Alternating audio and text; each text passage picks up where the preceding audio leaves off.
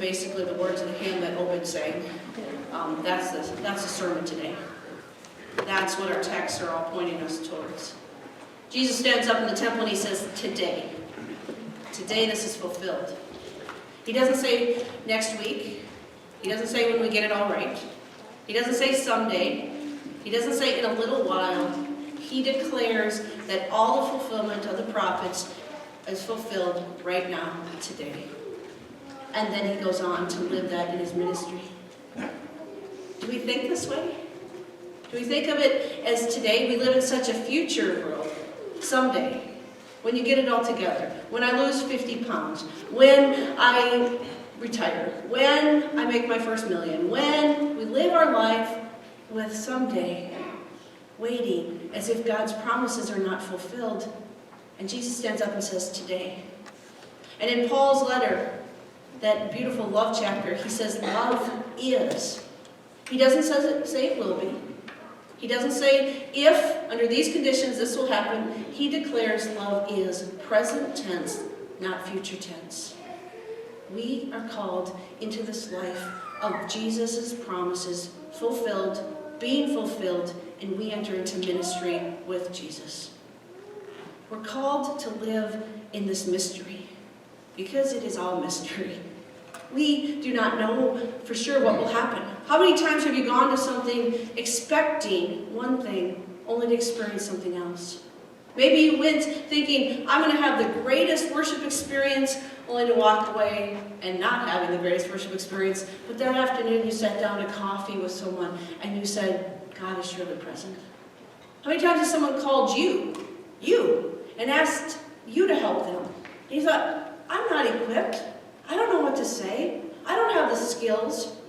Only to find out later, maybe not even that day, that this person said, you were Christ to me.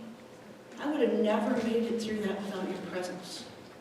How many times do we have plans? Someone reminded me last night of the great John Lennon quote, life is what happens when you're making plans.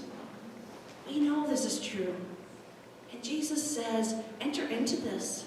Enter into the promise as if it's being fulfilled because it is. So today, we speak up in the name of justice. Today, we offer forgiveness. Today, we ask someone else to help us carry our burden. Today, we live out the love that Paul talks about in 1 Corinthians. Now, this might sound overwhelming. You're thinking, I got up too tired today to do this. But the alternative is also exhausting. To live with always out there, to live with the what-ifs. Have you ever spent your life in what-ifs? What if my child gets sick? What if I haven't saved enough for retirement? What if I walk out of the church today and break my leg? What if? It doesn't prevent those things from happening. What it prevents us from is living the moment today. Hearing what the person next to us is saying. Being a part of the process of speaking for justice, of opening up our hands and offering bread and water today. Bruce Epperly teaches theology, and he likes to remind people that yes, we have a big role in that, but we're not God, and God is so much bigger than we are. He begins his theology class by saying this: we live in a universe that has 125 billion galaxies, each of which has millions, if not billions, of solar systems like our own. There are more suns than we can imagine, and a black hole some 17 billion times the size of our sun.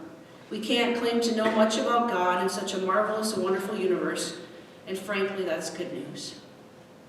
This God declares today the kingdom is here, and invites us to live into that wherever we are.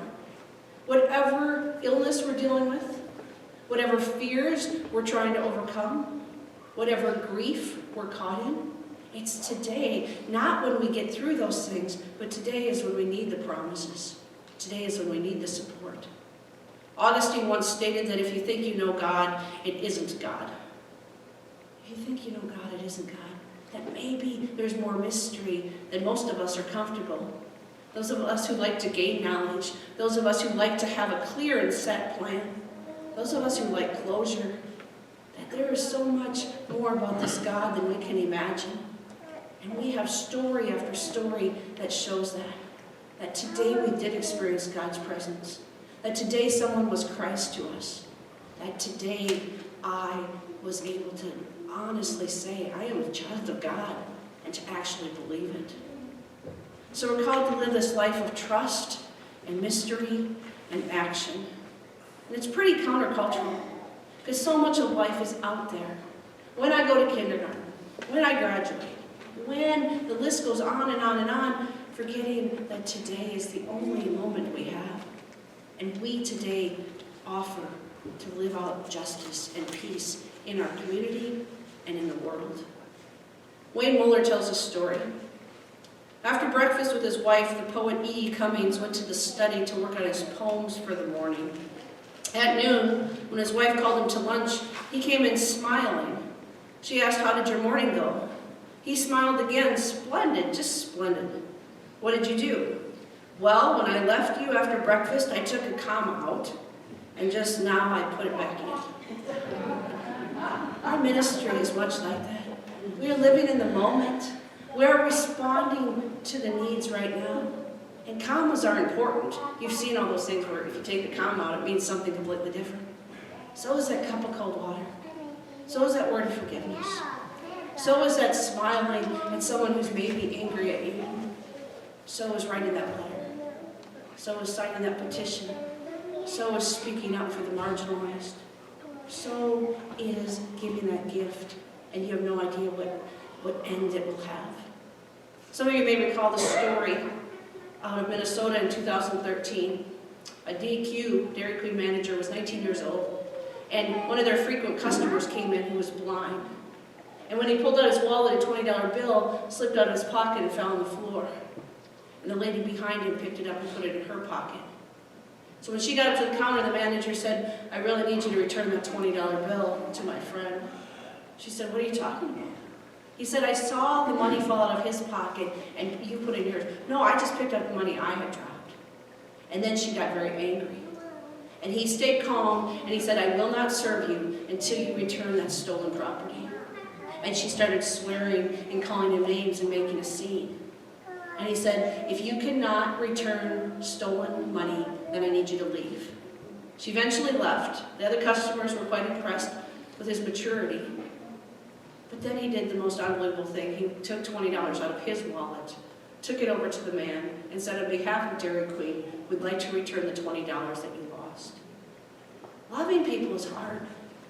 We can make it about Hallmark movies and Valentine's Day, but loving people is hard work. It requires sometimes us telling an addict that your addiction is hurting so many people. Sometimes love feels not like love when we say no to somebody because we're not going to enable them one more day. It doesn't always feel like love when we put our parents in a nursing home. It doesn't always feel like love when we say your behavior is inappropriate and it has gone far enough. We are called to love.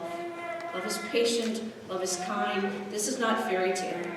This is real life, boots on the ground, and we live into it every day, trusting that God is up to something bigger than our words, our canned food, our offering, anything we can imagine. God says today. Today I am using the gifts you've given. Wayne Muller in his book, A Life of Being, Having, and Doing Enough says this: "Our choices are sacrament. They lift up invisible sacred truths, and through the process of choosing and acting, make them manifest and alive in the world. Our choices may seem like small, tender things, insignificant in the eyes of the very big and complicated story of the world. But like a small piece of bread or a tiny sip of wine, they hold great power and meaning in our lives. And they can change the shape and destiny of more people and events than we will ever know." Amen. I'd like to close with a prayer by Joyce Rupp called Out of the Ordinary. Let us pray.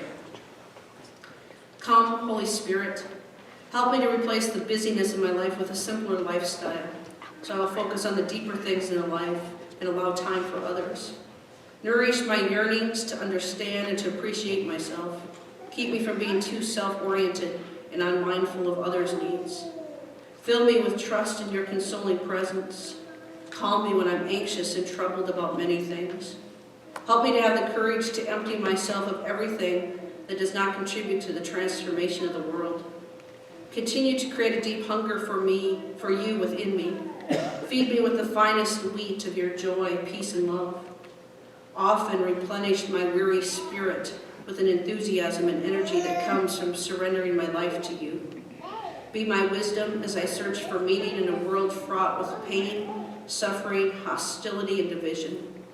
Keep me hungry for you, source of life, so that I will always ache and yearn a bit for you.